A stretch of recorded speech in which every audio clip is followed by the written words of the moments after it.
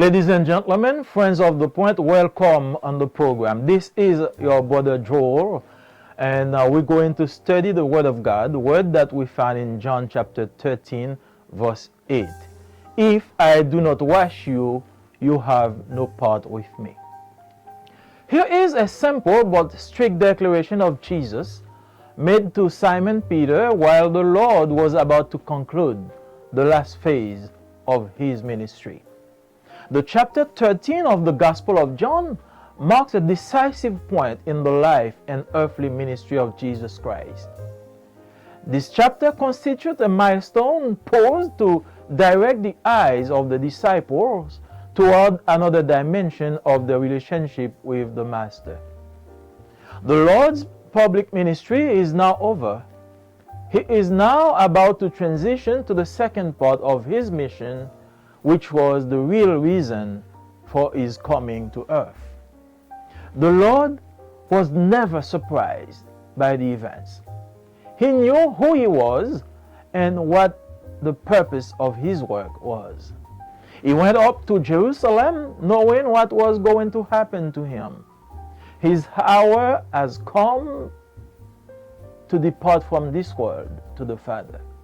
But before that, he wanted to celebrate the Jewish Passover one last time with disciples by directing their eyes on the Easter of the New Testament, which will take place with the shedding of his blood on the cross. All that God has proposed in instituting the Passover will be accomplished. Jesus is going to offer himself as a living sacrifice, as the true Lamb of God. The text tells us that while the devil continues his schemes through Judas, the Lord continues his work of love for his disciple on the setting of the last meal. Using a custom familiar to the people of this part of the world, custom by which they often washed the feet of their guests as a gesture of hospitality, the Lord used foot washing not only to teach a lesson in humility, but also to emphasize the need of purification and sanctification as part, a condition to be with him and his Father. In the middle of the meal, Jesus challenged the human conception of authority. He laid aside his garment and began to wash the disciples' feet and wipe them with the towel with which he was girded. This act of humility confused the mind and conscience of Peter, who refused to let the Lord wash his feet, because, according to him, it was the task of slaves.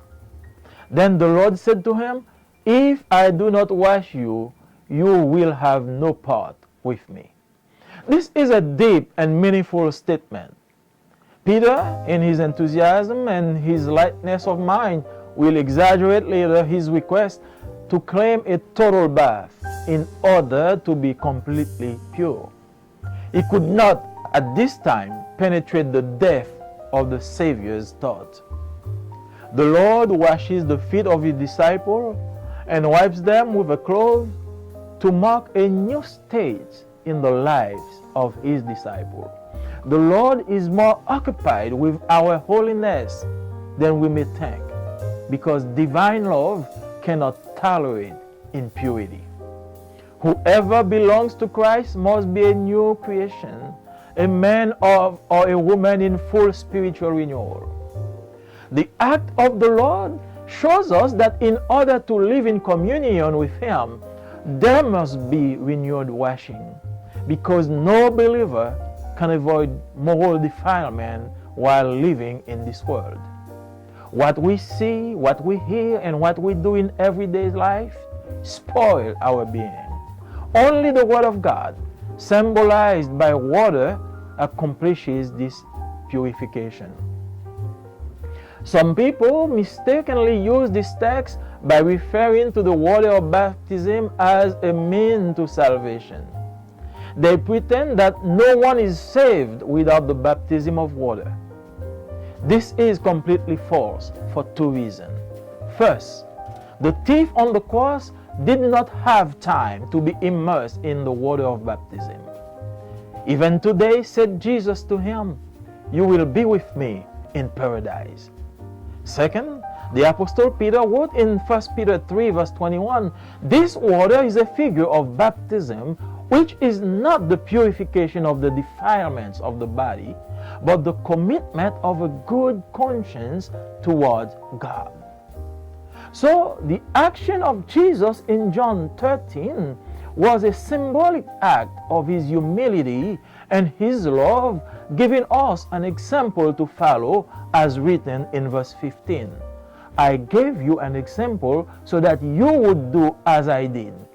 His declaration, if I do not wash you, is the expression of his will to wash us by the water of the word in order to have a perfect communion with him. The disciples, except Judas, were declared clean, cleansed from their sins, forgiven by the Lord. Their bodies had already been fully bathed because they believed his word. This is the initial cleansing when you receive Jesus as your Savior. It is done not once and for all. When we are washed, God looks at us not only as forgiven, but also as righteous. In Hebrews 10 verse 10, he said, but by thy will we've been cleansed, sanctified through the offering of the body of Jesus Christ once for all. The initial purity comes from the forgiveness granted. But there is also a daily and necessary exercise of purification comparable to the washing of the feet for everyone. The Lord shows Peter that if he does not cleanse them of this inevitable defilement, the communion is interrupted. You have no part with me. We are totally incompetent to do this by ourselves. It's the work of the Word of God. That's why we should fervently read and study the Word of God every day. It is not only our lamp, but the light on our path. The purifying power of the Word puts us in communion with God. Jesus prayed to his Father in John 17 verse 17 to sanctify them by the truth, for his word is the truth. The greatest description of the word is that it represents Jesus himself. In John 1 verse 1, we read that in the beginning was the Word, and the Word was with God, and the Word was God. Do you want to be washed by the water of the Word? If I don't wash you, said Jesus, you will have no part with me. It's the only way you can see his face.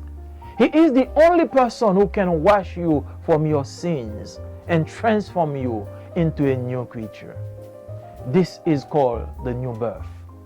This birth will make you a child of God who shares in his heritage and enjoys his presence every day. Accept his word today, and you will be washed and cleansed from your sins, no matter how great they are. Now, if you receive this message, dear friend, wherever you are, I ask you and I urge you to stop for 1 minute, bow your head, and pray this prayer with me. God, we thank you. We thank you because you love us first before we even think about loving you. Thank you for salvation. Thank you for the water that represents the purification that you offer us. So now, Father, we claim this word, we claim your message, and we want to abide by it.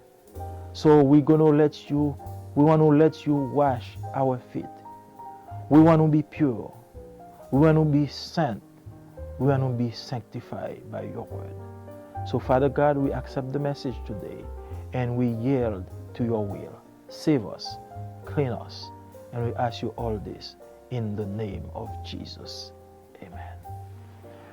Now, friend, I consider you as a partner with me in the Word of God. So, as I conclude this first phase of this message, I want you to do one thing. Go to my YouTube channel and subscribe. When you do that, you will continue the chain. You will allow other people to see and to hear the message so they can accept Jesus as their Savior and their Master. By going to YouTube, subscribe to my channel, or if you receive it through Facebook, like it and subscribe to my Facebook page. I thank you for this because together we can do a lot for God. May God bless you. Chers amis dans le Seigneur, chers amis du programme, nous vous saluons dans le précieux nom de notre Seigneur Jésus-Christ. C'est encore votre frère, votre ami Joël Marseille. Et nous vous invitons aujourd'hui à ouvrir vos Bibles pour étudier ensemble la parole de Dieu, parole que nous trouvons dans Jean chapitre 13, verset 8. Jean chapitre 13, verset 8. Si je ne te lave, tu n'auras point de part avec moi. Voilà une déclaration simple et formelle de Jésus faite à Simon-Pierre alors que le Seigneur s'apprêta à mettre fin à la dernière phase de son ministère. Le chapitre 13 de l'évangile de Jean marque un point décisif dans la vie et le ministère terrestre de Jésus-Christ. Ce chapitre constitue un jalon posé pour diriger les regards des disciples vers une autre dimension de leur relation avec le Maître. Le ministère public du Seigneur est maintenant terminé. Il est maintenant sur le point de faire transition sur la deuxième partie de son ministère, qui était la véritable raison de sa venue sur terre. Le Seigneur n'a jamais été surpris par les événements. Il savait qui il était et quel était le but de sa mission, le but de son œuvre. Il est monté à Jérusalem, connaissant ce qui devait lui arriver. Son heure est venue de passer de ce monde au Père.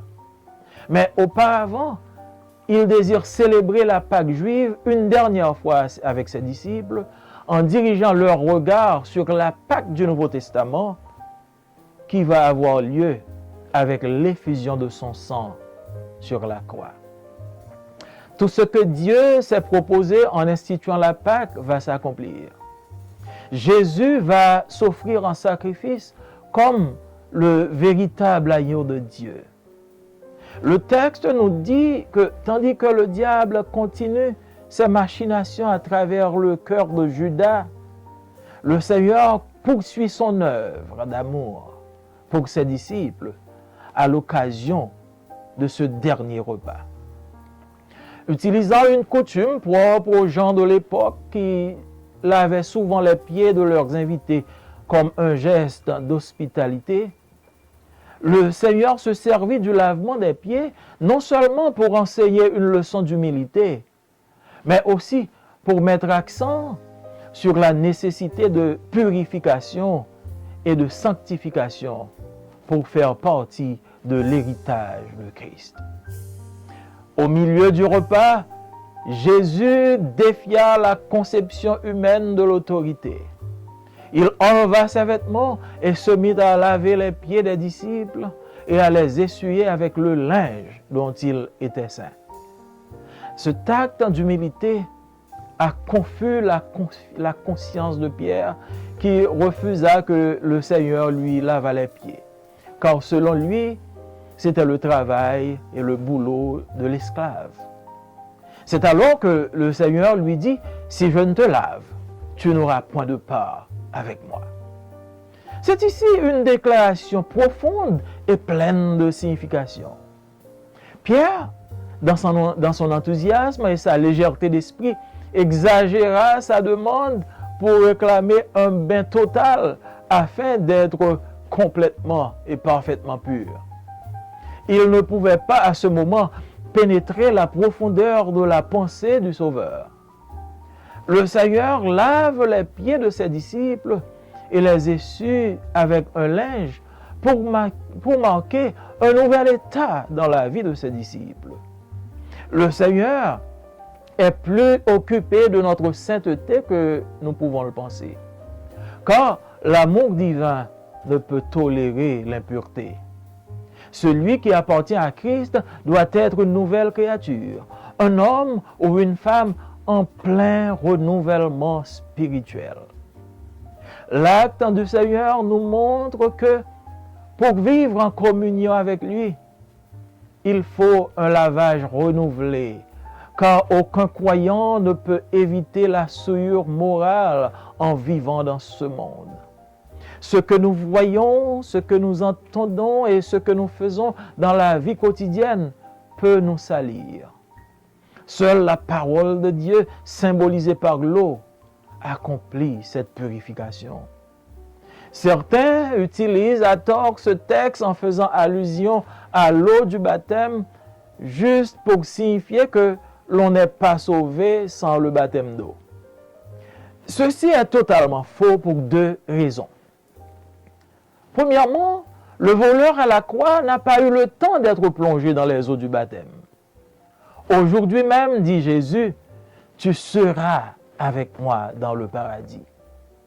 Deuxièmement, l'apôtre Pierre écrit dans 1 Pierre 3, verset 21, « Cette eau est une figure du baptême, qui n'est pas la purification des souillures du corps, mais l'engagement d'une bonne conscience envers Dieu. » Donc, l'action de Jésus dans Jean chapitre 13 était un acte symbolique de son humilité et de son amour, nous donnant un exemple à suivre, d'après le verset 15. « Je vous ai donné un exemple afin que vous fassiez comme je vous ai fait. » Sa déclaration « Si je ne te lave » est l'expression de sa volonté de nous laver par l'eau de la parole en vue d'avoir une communion parfaite avec lui. Les disciples, à l'exception de Judas, étaient déclarés purs, lavés de leurs péchés, pardonnés par le Seigneur. Leur corps avait été déjà entièrement lavé parce qu'ils ont cru à sa parole. Il s'agit de la purification initiale lorsqu'on reçoit Jésus comme son sauveur. Elle est faite une fois et pour toutes. Quand nous sommes lavés, Dieu nous regarde non seulement comme pardonnés, mais aussi comme justes. Et nous lisons en Hébreux chapitre 10, verset 10, « C'est en vertu de cette volonté que nous sommes sanctifiés par l'offrande du corps de Jésus-Christ une fois pour toutes. » La pureté initiale vient du pardon accordé. Mais il y a aussi un exercice quotidien et nécessaire de purification, comparable au lavage des pieds pour chacun. Le Seigneur montre à Pierre que s'il ne le purifie de ses inévitables souillures, la communion est interrompue. Tu n'as pas de part avec moi. Nous sommes totalement incompétents pour le faire par nous-mêmes. C'est l'œuvre de la parole de Dieu. C'est pourquoi nous ne devons pas nous borner à écouter la parole. Elle est non seulement notre lampe, mais la lumière sur nos sentiers. La puissance purificatrice de la parole de Dieu nous met en position d'avoir part avec Dieu. Jésus pria à son Père dans Jean chapitre 17, verset 17, de sanctifier ses disciples par la vérité, car sa parole, dit-il, est la vérité. La plus grande description de la parole, c'est qu'elle représente Jésus lui-même. Dans Jean chapitre 1er, verset 1er, nous lisons qu'au commencement était la parole. Et la parole était avec Dieu, et la parole était Dieu. Veux-tu être lavé par l'eau de la parole? Si je ne te lave, dit Jésus, tu n'auras point de part avec moi. C'est le seul moyen par lequel tu peux voir sa face. Il est la seule personne qui peut te laver de tes péchés et te transformer en une nouvelle créature. On appelle cela la nouvelle naissance. Cette naissance fera de toi un enfant de Dieu ayant part à son héritage et jouissant quotidiennement de sa présence. Accepte aujourd'hui sa parole et tu seras lavé et purifié de tes péchés, quelque grand que soit-il. Là où vous êtes, chers amis, si vous avez reçu ce message, si vous l'avez entendu, je vous invite à vous courber un moment. Dans un moment de réflexion, nous allons prier ensemble. Et par ceci, vous serez lavés de vos péchés, parce que Dieu vous aura pardonné de vos péchés. Inclinons-nous ensemble. Dieu de grâce et de bonté, dans le nom de Jésus, nous te disons merci. Merci pour l'eau de la parole, merci pour la vie éternelle. Comme tu as lavé les pieds de tes disciples, en exemple de pureté et de sanctification, nous te demandons aujourd'hui de laver les cœurs de ceux qui ont entendu ce message, qu'ils soient purifiés, qu'ils soient sauvés et qu'ils voient ta face. Nous réclamons tout ceci dans le nom de Jésus. Amen. Et maintenant, chers amis, si vous avez reçu ce message, si vous avez vu cette vidéo, je vous invite à faire une chose avec moi, pour moi. Je vous considère comme un collaborateur, un partenaire dans le travail de Dieu. Vous allez vous abonner à ma chaîne vidéo, à ma chaîne YouTube, afin de pouvoir passer ce message à d'autres et que eux aussi reçoivent le salut par le biais de cette vidéo. Et si vous recevez le message à travers ma page Facebook, je vous invite de vous inscrire sur ma page et continuer à faire ce travail avec moi. Déjà, je vous dis merci dans le nom de notre Seigneur Jésus. Amen.